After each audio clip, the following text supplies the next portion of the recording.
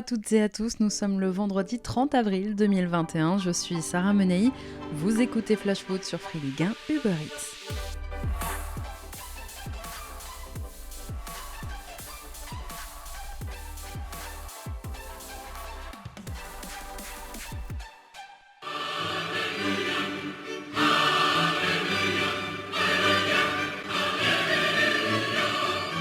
On entrevoit peut-être le bout du tunnel. On a en tout cas une petite lueur d'espoir. Dans le cadre du calendrier de déconfinement annoncé par Emmanuel Macron, nos stades de Ligue 1 devraient bientôt retrouver du public, enfin. Toujours avec une jauge, évidemment, qui sera fixée à 1000 personnes à partir du 19 mai. Et petit à petit, ensuite, à partir du 9 juin, les établissements sportifs pourront accueillir jusqu'à 5000 personnes. Possibilité conditionnée à un pass sanitaire. Et oui, il faudra être vacciné pour aller au stade. Depuis le mois de février, il faut dire qu'une cellule ministérielle étudie les modalités d'un retour du public dans les stades. Pour l'instant, évidemment, aucune date n'a été fixée pour un retour du public à 100%, ni aucun lieu non plus pour une première expérimentation en Ligue 1, malgré la proposition de Jean-Michel Aulas d'accueillir du public au Parc OL. En tout cas, le processus est lancé et c'est déjà une bonne nouvelle.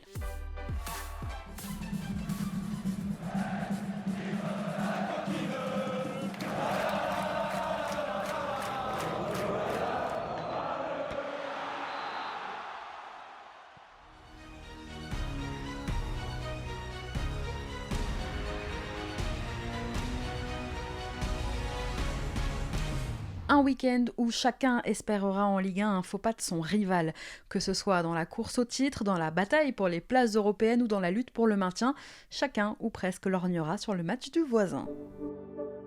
Ce soir, en ouverture de cette 35e journée de Ligue 1, c'est l'Olympique de Marseille qui reçoit à Strasbourg. 6e au classement, l'OM s'accroche dans la course à l'Europe et a ce soir l'occasion de mettre la pression sur Lens en leur chippant provisoirement leur 5e place au classement, en cas de succès évidemment face au Racing. Les hommes de Jorge Sampaoli viennent d'enchaîner d'ailleurs 5 victoires en 6 matchs, ils sont en grande forme. Strasbourg de son côté n'est pas encore sauvé et aura à cœur de se rattraper après leur défaite du week-end dernier à domicile contre Nantes. À l'aube de cette 35e journée, les joueurs de Thierry Laurey sont 15e avec une marge de 6 points sur le barragiste nantais. Côté compo, l'OM reste affaibli dans le secteur défensif. Jorge Sampaoli ce week-end est toujours privé de ses deux latéraux, Hiroki Sakai et Jordan Amavi, tous les deux à l'infirmerie. Christopher Roquia, forfait la semaine dernière, n'est toujours pas dans le groupe. En revanche, suspendu le week-end dernier, Douye Caleta-Car fait son retour dans le groupe marseillais. Il devrait ce soir retrouver sa place en charnière aux côtés d'Alvaro González. Alors qu'une petite incertitude planait sur Pape Gueye en cette fin de semaine, malade et absent de l'entraînement hier, eh bien il est bien dans le groupe convoqué par Sampaoli. Enfin, comme face à Reims la semaine dernière, Florian Thauvin, eh bien là évidemment il devrait évoluer un peu plus haut que les autres milieux ce week-end pour évoluer assez près d'Arek Milik et de l'homme en forme bien sûr Dimitri Payet, double buteur le week-end dernier face à Reims. Côté Racing, Mohamed Simakan, Lebo Motiba et Majid Waris sont toujours blessés. En revanche, Lamine Koné est rétabli. Le défenseur ivoirien est bien dans le groupe. Frédéric Guilbert, suspendu le week-end dernier, fait lui aussi son retour, tandis qu'Adrien Thomasson purge à son tour un match de suspension et Mehdi Chahiri n'a pas été retenu, lui, par Thierry Laurey. Marseille-Strasbourg, coup d'envoi ce soir 21h. Demain, à 17h, c'est le Paris Saint-Germain qui accueillera le RC Lens. Ligue des Champions, Ligue 1, Coupe de France, les Parisiens ne savent plus trop où donner de la tête. 3 jours après son décevant revers en demi-finale allée de Ligue des Champions et 3 jours avant le match retour à Manchester, le PSG doit se remettre la tête au championnat. Le PSG doit rassurer ce week-end et surtout éviter les pépins physiques. Les Parisiens sont aujourd'hui 2e du championnat à un petit point du leader lillois. Ce week-end, encore une fois, pourrait s'annoncer déterminant pour Paris qui, en cas de succès face à Lens, pourrait provisoirement reprendre la tête du championnat. Pour ça, il faudrait être appliqué et sérieux. Parce que la tâche face à Lens ne sera pas facile, 5e de Ligue 1, bien qu'affaibli par le Covid ces dernières semaines, les Lensois gardent le rythme. La semaine dernière, face à Nîmes, les joueurs de Francaise ont dû faire preuve d'une grande force de caractère pour s'imposer à Bollaert.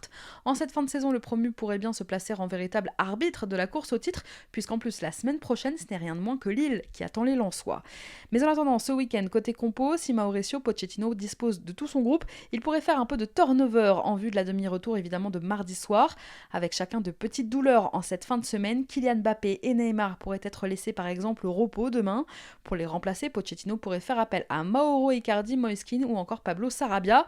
Alessandro Florenzi pourrait lui aussi souffler un peu. À Lens, Gaël Kakuta positif au Covid est toujours à l'isolement. Loïc Badé, Massadio Haidara et Isiaga Silla sont suspendus. Le gardien Jean-Louis Leca va faire le déplacement à Paris mais il devrait rester sur le banc un peu blessé.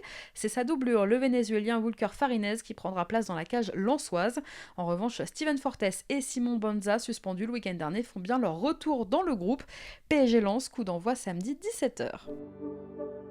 Juste après, c'est Lille qui accueillera à Nice, les Lillois qui seront donc au courant du résultat du Paris Saint-Germain et qui espéreront évidemment que leur meilleur ennemi lensois fasse chuter Paris.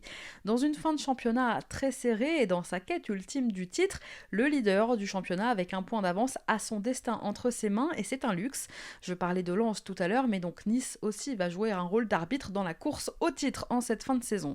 9e aujourd'hui au classement, les Aiglons n'ont en plus plus rien à jouer en cette fin de saison, assurés d'être maintenus mais trop loin des places européennes pour espérer décrocher quoi que ce soit sur ces 4 dernières journées. Des Niçois privés ce week-end d'Amine Gouiri et de Kefren Turam, toujours en phase de reprise.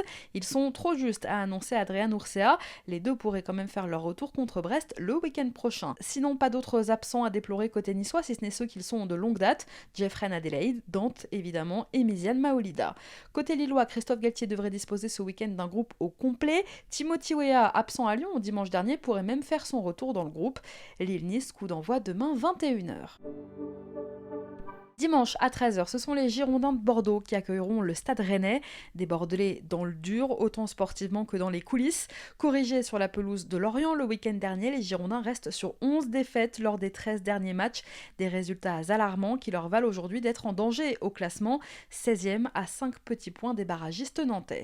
De son côté, après Dijon, c'est donc une autre équipe malade que le Stade Rennais affronte ce week-end, une équipe qui vise encore l'Europe et qui n'est aujourd'hui qu'à 2 petits points de la 5e place. Alors ce week-end, Bruno Genesio qui a l'habitude de faire monter les jeunes ces dernières semaines aux entraînements et qui a offert à 2 jeunes pousses de la Piverdière, Leslie Ugochukwu et Mathis Albin, leur première minute en Ligue 1 la semaine dernière face à Dijon, pourrait bien remettre ça ce week-end face aux Girondins.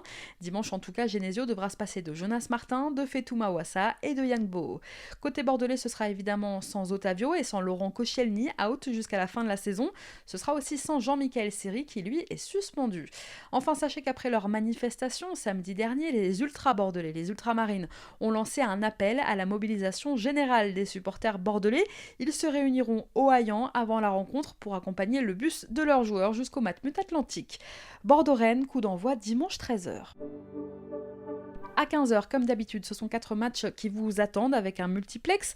Et on commence par Nîmes qui va accueillir donc Reims au Costières dimanche à 15h. Les Crocos, 19e à l'aube de cette 35e journée, n'ont pas d'autre choix que la victoire ce week-end pour garder espoir dans la course au maintien. Reims, de son côté, voudra bien finir en basculant, pourquoi pas, dans la première partie de tableau. Côté compo, David Guillon devra composer dimanche sans Valon Berisha, toujours blessé. Mathieu Cafaro est incertain, quand Wout Faes et Ghislain Conan sont eux suspendus. De son côté, Pascal Planck devra faire sans Pablo Martinez, sans Sidi Sarr et sans Clément Depré. Renaud Ripard, touché la semaine dernière face à Lens et qui a subi quand même 6 points de suture au front, est pour l'instant incertain. Nîmes-Reims, coup d'envoi dimanche 15h. À la même heure, à Francis Leblé, c'est Brest qui accueillera le FC Nantes. Des Nantais lancés dans une mission maintien et aujourd'hui 18e à 4 journées de la fin. 4 matchs pour éventuellement rattraper Lorient 17e ou du moins rester bien devant Nîmes. Des Nantais qui se sont rebellés le week-end dernier en allant battre Strasbourg à la Méno et qui comptent bien se battre jusqu'au bout pour le maintien. Dimanche à Brest, les joueurs d'Antoine Camboiré tenteront la passe de 2 face à des Brestois qui ont beaucoup de mal depuis janvier mais qui ont fait quand même un grand pas vers le maintien la semaine dernière en battant de leur côté l'AS Saint-Étienne. Pour ce déplacement à Brest, l'entraîneur des Canaries, Antoine Camboiré, disposera d'un groupe quasiment au complet puisqu'il sera seulement privé de son latéral gauche, Charles Traoré, blessé à la cuisse. Olivier Dalloglio récupère lui John Lucas et Steve Mounier, tous les deux de retour de suspension. En revanche, Romain Philippotto, Christophe Herel, Sébastien Cibois et évidemment Paul Anne demeurent absents. Brest-Nantes, coup d'envoi dimanche 15h. À 15h toujours, c'est Dijon qui recevra le FC Metz. Dijon qui depuis la semaine dernière est assuré d'être relégué en Ligue 2 à l'issue de la saison. Alors sans trop de pression, pourquoi pas imaginer les Dijonnais faire un coup contre les Messins qui, il faut le dire, ne sont pas au mieux en cette fin de saison. Les hommes de Frédéric Antonetti n'ont plus gagné depuis 7 matchs en championnat, une victoire à Bordeaux qui remonte déjà au 7 février dernier. Côté compo, dimanche, David Linares devra faire sans Ngonda, sans Papchak Diop et sans Eric Junior Dina Ebimbe. Antonetti, lui, devra toujours faire sans Warren Chimbembe, sans Manuel Cabit et sans Vincent Pajot. Dijon-Metz, coup d'envoi dimanche 15h. À la même heure, au Moustoir, c'est Lorient qui accueillera Angers. Lorient en 17e au classement et qui poursuit sa mission maintien en cas de victoire dimanche contre le SCO. Une victoire qui serait conjuguée à des contre-performances bordelaises et strasbourgeoises. Les Merlus pourraient même passer 15e à l'issue de la journée. Au niveau comptable, Angers de son côté n'a plus rien à jouer en cette fin de saison, quasiment assuré d'être maintenu. Les Angevins pourraient seulement ce week-end franchir la barre symbolique des 42 points. Mais à la veille de ce match, l'entraîneur du SCO, Stéphane Moulin, doit encore faire face à de nombreuses incertitudes. Souleymane Doumbia est toujours en soins, il ne jouera pas à Lorient. Abdoulaye Bamba se remet d'une opération à un genou. Angelo Fulgini poursuit sa course contre la montre, mais aujourd'hui encore, il a travaillé en marge du groupe. Sorti dimanche dernier contre Monaco, Ibrahim Amadou est lui aussi incertain, tout comme Jimmy Cabot et Sada Thioub. Enzo Elbos poursuit de son côté sa rééducation et Rachid Alioui a repris les séances collectives avec la réserve. Dans ce contexte, en cette fin de saison, Stéphane Moulin pourrait donc pourquoi pas donner sa chance à quelques jeunes.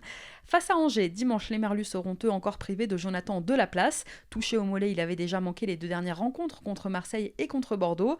À part les autres blessés de longue date que sont Thomas Fontaine, Thiago Ilori et Mathieu Saunier, le reste du groupe de Christophe Pélissier devrait être opérationnel. Lorient-Angers, coup d'envoi dimanche 15h. À 17h, c'est Montpellier qui accueillera l'AS Saint-Etienne. On en reparle dans un court instant.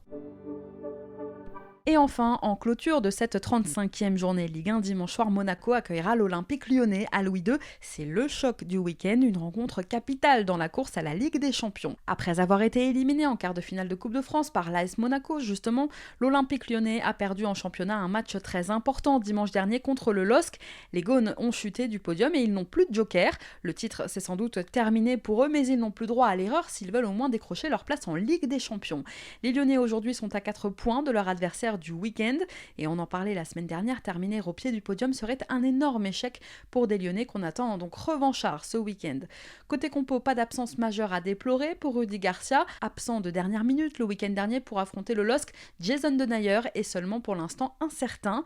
C'est beaucoup plus compliqué en revanche pour l'AS Monaco. Cette semaine, Niko Kovac a perdu Stevan Jovetic et Alexander Golovin. L'un est blessé au mollet, l'autre est positif au Covid.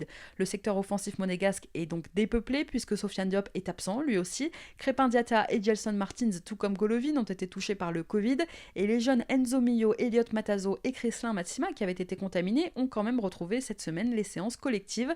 Cesc Fabregas, lui, était de retour dès la semaine dernière puisqu'il a joué 11 petites minutes à Angers. OL Monaco, coup d'envoi dimanche 21h. Comme chaque semaine cette saison, tous les buts, les résumés de vos rencontres et les plus belles actions du week-end sont à retrouver en quasi-direct sur votre appli gratuite Free Ligue 1 Uber Eats. Chaque semaine dans Flash Foot, je vous conseille une affiche que vous ne devriez manquer sous aucun prétexte, l'affiche des outsiders un peu. Et bien ce week-end, je vous propose Montpellier-Saint-Etienne dimanche à 17h. Alors pourquoi ? Eh bien parce que la SSE qui a raté le coche et retardé son maintien en s'inclinant la semaine dernière contre Brest pourrait bien se rattraper ce week-end. Se maintenir, ils peuvent le faire dès dimanche puisqu'il ne leur faut que 3 petits points. Mais sur leur route ce week-end, des Montpelliérains qu'on imagine revanchards.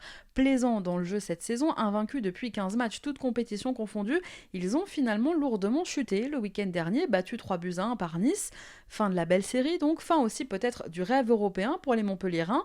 Relégués à 9 points de la 5e place lensoise, les Payadins n'y croient plus, mais peuvent quand même tenter de bien finir cette jolie saison. Alors pourquoi il faut regarder ce match ? Parce que c'est probablement l'un des derniers de Michel Derzakarian sur le banc montpelliérain, lui qui après 4 ans devrait quitter donc le MHSC en fin de saison. Et sur la pelouse, ce serait peut-être l'un des derniers tout court de la carrière de Vitorino Hilton. Le doyen de la Ligue 1 nous fait le coup chaque année. Je vais partir, mais en fait non. Sauf que là, ce pourrait bien être quand même la der des der. À 43 ans, Vito est le joueur le plus fidèle du championnat. Avec 317 matchs disputés pour le MHSC, il devance Steve Mandanda avec l'OM et Vincent Manceau avec Angers, parmi les joueurs en activité ayant joué le plus de matchs avec leur club au cours de la dernière décennie. Bravo Vito. Bon, en fait, je vous mets un peu une douille parce que pour tout vous dire, dimanche, il sera suspendu, Vitorino Hilton. D'ailleurs, avec Jordan Ferry préservé, TJ Savanier suspendu, Junior Sambia sous le coup d'une suspension pour la demi-finale de Coupe de France et Arnaud Souquet forfait, le milieu de terrain concocté par Michel Derzakarian ce week-end devrait être une innovation totale. Montpellier-Saint-Etienne, coup d'envoi à dimanche 17h05 exactement. J'espère vous avoir convaincu. En tout cas, vous l'aurez compris, c'est un week-end plein de suspense qui vous attend à tous les étages en Ligue 1. Et nous, eh bien, on débriefera ça ensemble. On en reparle lundi. Merci à tous d'avoir été avec nous, bon match ce soir, bon week-end de Ligue 1 à tous. C'était Sarah Menei, vous écoutiez Flash Foot sur Free Ligue 1 Uber Eats. On se retrouve lundi pour débriefer ensemble cette 35e journée de championnat. Passez un très bon week-end.